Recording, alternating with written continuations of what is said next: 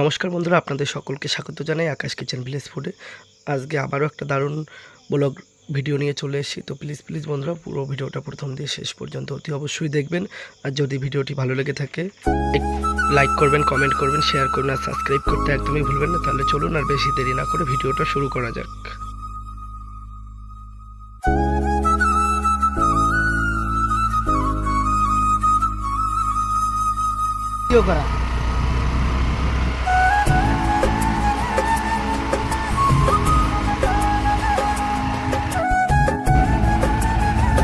যাচ্ছি আমার এলাকার লোক জিজ্ঞাসা করে খালি কোথায় গেছে।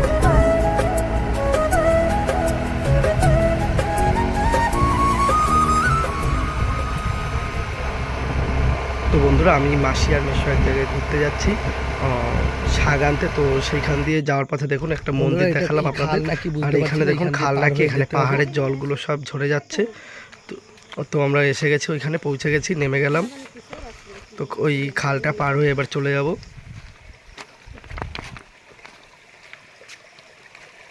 এগুলো কি ঝর্ণার জল নাকি? এগুলো কি জলগুলো কিন্তু প্রচণ্ড ঠান্ডা, জলগুলোতে স্নান করতেও খুব মজা আসবে গরমের সময়। আর জলগুলো কত সুন্দর পরিষ্কার দেখুন আপনারা।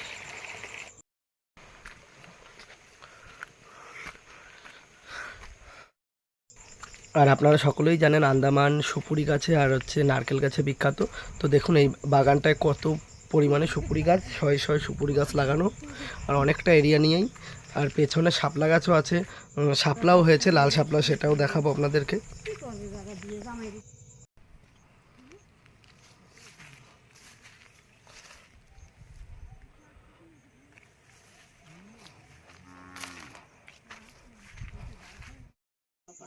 আর এদিকে দুর্গাপূজাও এসে গেছে, দুর্গাপুজোরও আর বেশি দিন বাকি নেই। আর আমাদের ওখানে তো কাশফুল, শাপলা ফুল সব জায়গায় ফুটে গেছে, দেখতে খুবই সুন্দর লাগে। আর আন্দামানেও কিন্তু যেখানে মিষ্টি জল আছে সেখানে শাপলা এবং শাপলা ফুটে আছে। তো শাপলাগুলো কারা নিয়ে গেছে, তো যাই হোক, একটা আছে, দেখতে ভালো লাগে। আর আমার মাসি হেলেঞ্চা শাক তুলছে বড়া বানাবে বলে। কত সুন্দর হেলেঞ্চা শাক হয়ে বসেছে এখানে।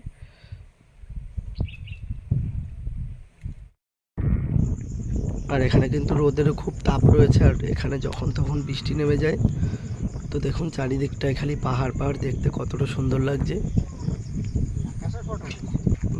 হ্যাঁ বন্ধুরা, কতগুলো পেয়েছি হেলেঞ্চা শাক। আর এই দিয়ে কিন্তু পকোড়া হবে, রেসিপিটাও শেয়ার করব। এইদিকে আবার হেলেঞ্চা শাক তোলার পরে চলে গেছে আমার মাসি কচুর লতি তুলতে। তো যাই হোক, সব কিছু নেওয়া হয়ে গেছে, এবারে যাব বাড়ির দিকে। আর মাসে উঠতে পারছে না, আমি হাতটা ধরে উঠিয়ে নিলাম উপরের দিকে। যাই হোক, এবার জলের কাছে এসেছি, সেই ঝর্ণার জল প্রথমে যা দেখালাম। এখানে জলগুলো কিন্তু প্রচণ্ড ঠান্ডা এখানকার। আর এই জলে লতিগুলো ধুয়ে নেবো। এই জলগুলো এরকম দেখলে কি হবে, প্রচুর পরিষ্কার জলগুলো। শুকনোর সময় মানুষে আবার এই জলগুলো খায়ও।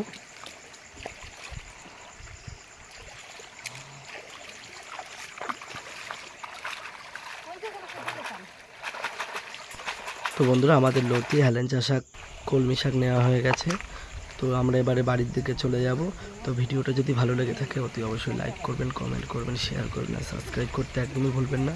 আবারও দেখা হবে পরবর্তী একটা ভিডিওতে। তত সময় ভালো থাকবেন।